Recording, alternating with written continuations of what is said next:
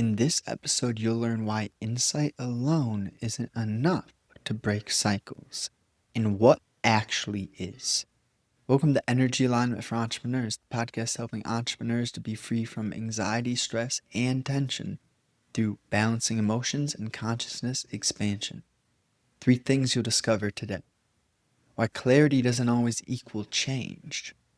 How the body keeps looping where truth isn't integrated. And what to do when you are aware but still stuck. Why clarity doesn't always equal change. If you see clearly and you don't change, it is usually more of a deeper situation where we don't even necessarily need to use examples. But if there's a cycle in your life, you may have to bash and fall and frustrate and annoy and until you look at yourself and you say, I am so ready to create something new, fresh, and beautiful.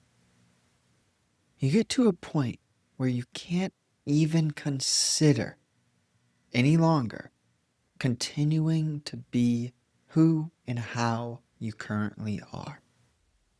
And the change comes from a place of power, not fear, not anger, not frustration. There will be moments, depending on where you are in your journey, where anger is the initial fuel for change, so on and so forth with the other emotions. But the place in which we're speaking from here is if you have specific chronic patterns, whether it be a certain mental projection onto another, or a specific mindset or mentality. Pretty much another way to say a mental projection. If you're looking at these cycles and your heart is screaming for you to change, and your mind is coming up with justification and rationalization, create space to connect to your heart. It comes in the form of hikes, martial arts, weightlifting, running, sewing, anything. Whatever works for you. Grooming a dog, cutting your hair, ironing, folding clothes, cleaning the house, taking apart the block on the engine, putting the turtle. There has to be a presence in a stillness where if you do any of those actions, you can do them sometimes with music, you can do them sometimes with different styles of music, but you can't always do them with music. There comes a point where you realize the biggest priority in your life is not living the same day on repeat. And if you do not live the same day on repeat, then clarity may not always equal change, but it will, on average, equate to change. See, the trouble is the word. We, human beings, can communicate in forms which language cannot understand, but not everyone can communicate in that manner. And when I say it like that, everyone has the capacity to do so. Not everyone has done the work to unlock the capacity. The capacity is there, but it takes work to unlock. And ultimately, you don't break a cycle by obsessing over breaking a cycle. Just as you do not find truth by seeking truth. You change your cycles by just getting to that point where there's not another choice. You break your cycles when you are done feeling weak. What does it take within you to get to a place where you are just finished entertaining weakness? Let's look at the body looping when the truth isn't integrated. And this is where it's kind of like maybe you take a cauldron, for example. When the cauldron is bubbling, that is similar to the body looping. And the point is sometimes you want the cauldron to bubble. But what happens if you're unaware of the temperature which the cauldron is being warmed through? Then you get an inaccuracy. As in cooking, as in baking, a lot of chefs are extraordinarily precise. Same thing goes for you if you are to be a doctor of your soul. If you are to wake up, if you are to do God's work. Now, the funny part is, you can't change your spirit. If you have any resonance with this, there's a non-coincidental destiny in relationship to who you are and what you have came on this planet to do.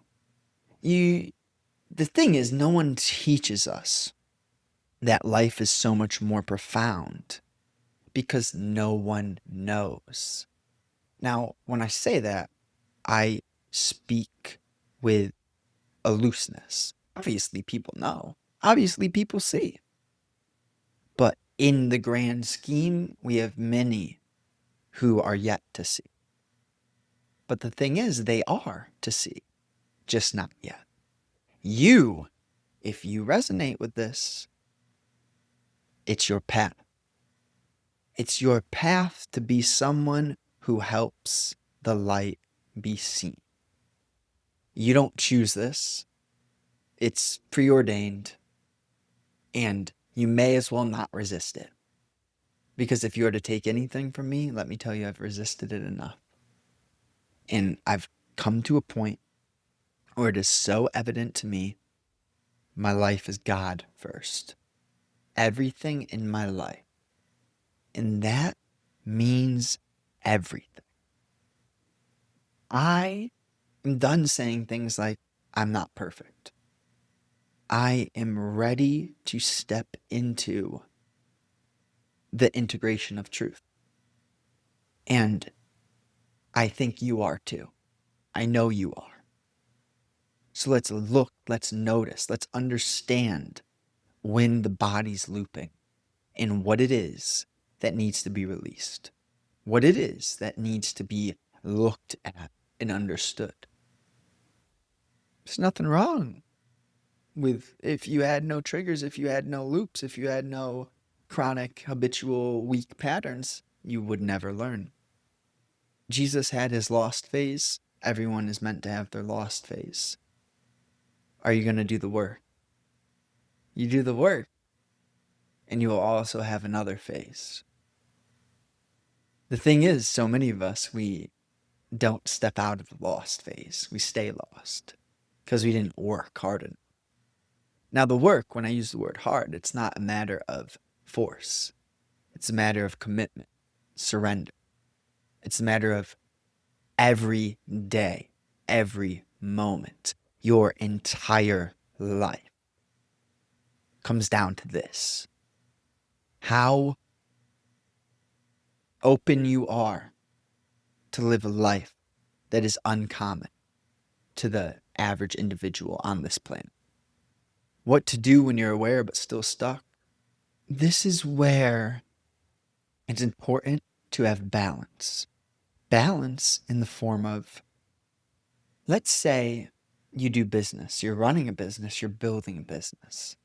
Something that is so fundamental to life is change. Some people love to work 12-hour days.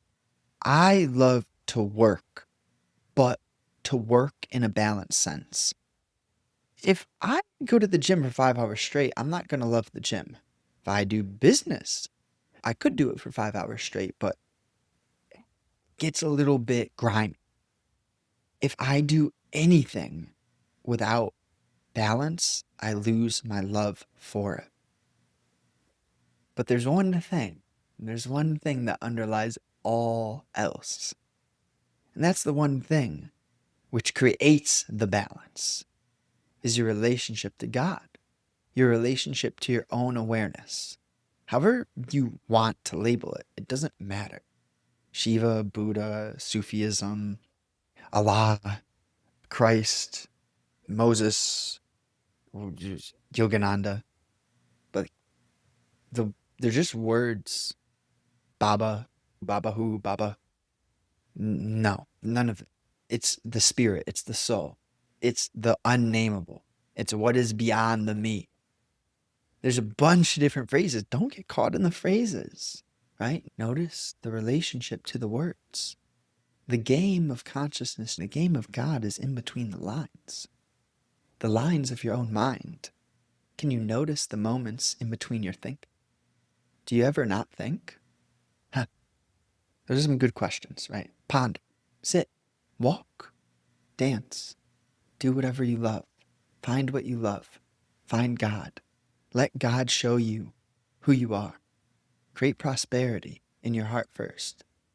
Prosperity in your heart will create prosperity in everyone around you. It may take time, it may take patience. You may get stepped on.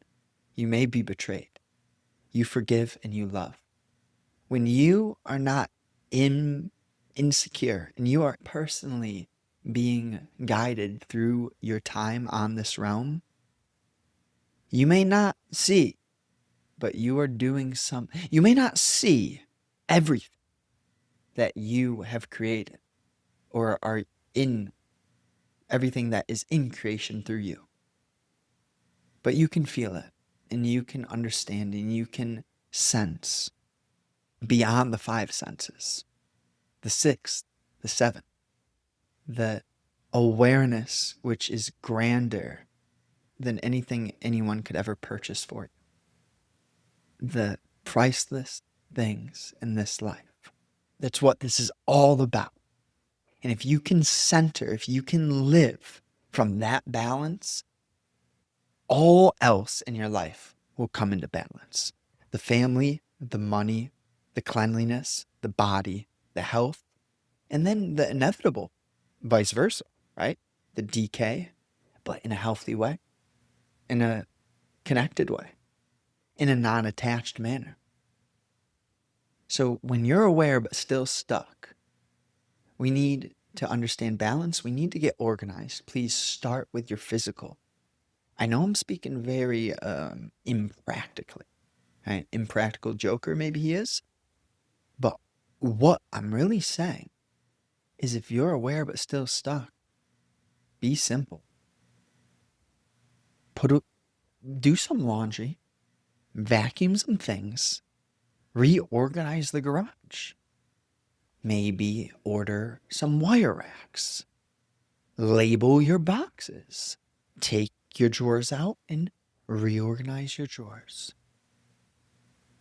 It goes like that. The spirit, the soul, the God, it's all important, but so is watering the flowers and cutting the grass, or letting the grass grow, taking the vines from the trees, whatever it may be, doing the oil change. Can you have this movement through your life so that you enjoy your life? And part of enjoying your life is learning what you're not meant to be doing, stepping away from certain things, closing specific doors, and letting go of that which is no longer physically with you. In spirit and heart, live on forever. But the pain, the hurt, you only are immovable when your heart's been burnt to a degree where fire can no longer harm it. And you are only immovable when that burnt heart no longer holds on to the pain that it had experienced. And it lets that pain purify. It lets that pain be used as a source to follow God, to follow, insert your preference, and then drop your preference, fuck your preference. I say that out of a little bit of a diabolical joy, where we have to get good at noticing what we're inclined toward and realizing that not everyone will be inclined toward what we are inclined toward. And seeing that it's okay to have preferences, but the moment that a preference is more than a preference, it's a chain and a shackle. The moment that your opinions or your identity prevents you from being new, you might as well throw it away. So ultimately, in your heart, that you're strong and powerful and that you will not be stopped on this path and that God has your back, but you have to show God that you know he has your back. It's the tricky part about the game is you don't know he has your back. You got to figure out that he has your back. Show him that you see that and you will have your back taken care of. He will have your back. And it comes down to the word, it comes down to the thought, it comes down to the moment, the attitude, perspective, the way that you hold on and the way that holding on burns you to a point where you don't hold on anymore. You don't. But you may have to be burnt first. So wherever you are in your journey, I'm here for you. If you think it would be valuable to have one-on-one conversations, I'm open to it. That's really the premise here. What we can do is we can balance your emotions. We can unblock traumatic past experiences that may be inhibiting you from touching God. We can do whatever you think needs to be done. But I don't have too many slots and I can't work with everyone. Share it with a friend. Shoot me an email if you're interested in working together. You can check out the consultation link below. Let's go. If you really want to help me out, drop a review, but I digress. I gave you too many actions. Just do one of those. Just pick one of those. Let's go. Thank you so much. Have a great day. I appreciate you beyond words.